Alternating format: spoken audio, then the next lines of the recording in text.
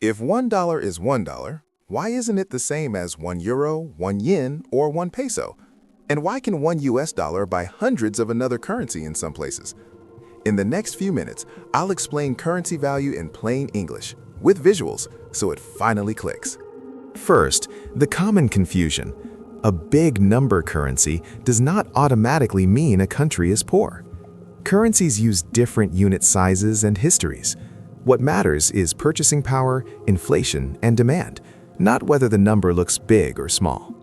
An exchange rate is basically a price. It's the price of one currency in another currency.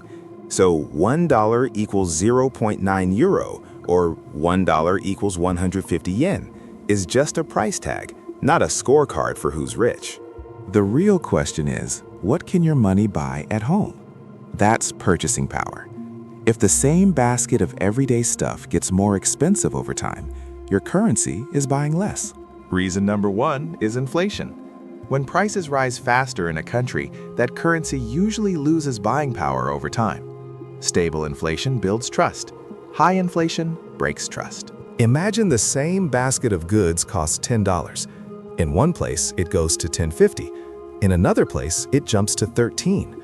Over time, the currency with faster price growth tends to weaken compared to the more stable one. At the end of the day, exchange rates move like any price, supply and demand. If more people want to buy a currency than sell it, its value goes up.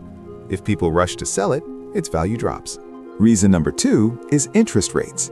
Money flows toward returns, especially when investors trust the country's policy and stability. Higher real returns can increase demand for that currency.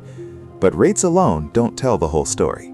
Sometimes rates are high for a bad reason. If inflation is out of control or the system feels risky, investors may still avoid that currency.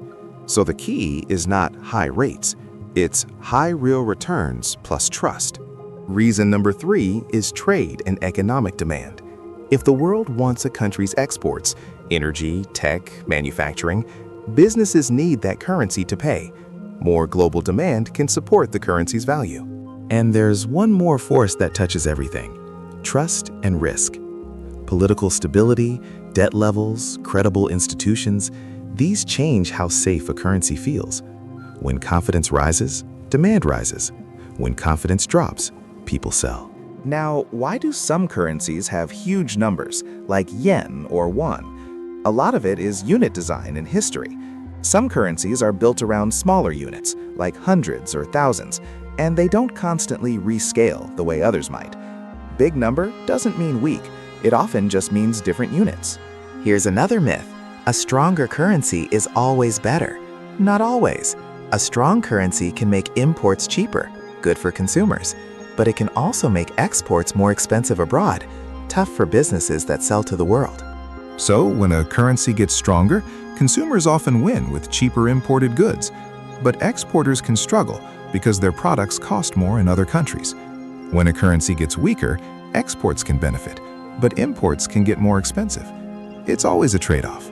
So why do currencies have different values? 4 big forces: inflation, interest rates, trade demand, and trust or risk. Exchange rates are prices, and prices move based on demand. If this helped, subscribe. I make money concepts simple with clear visuals, budgeting, investing basics, and real-world finance. Save this video. This is one of those ideas that pays off forever. See you in the next one.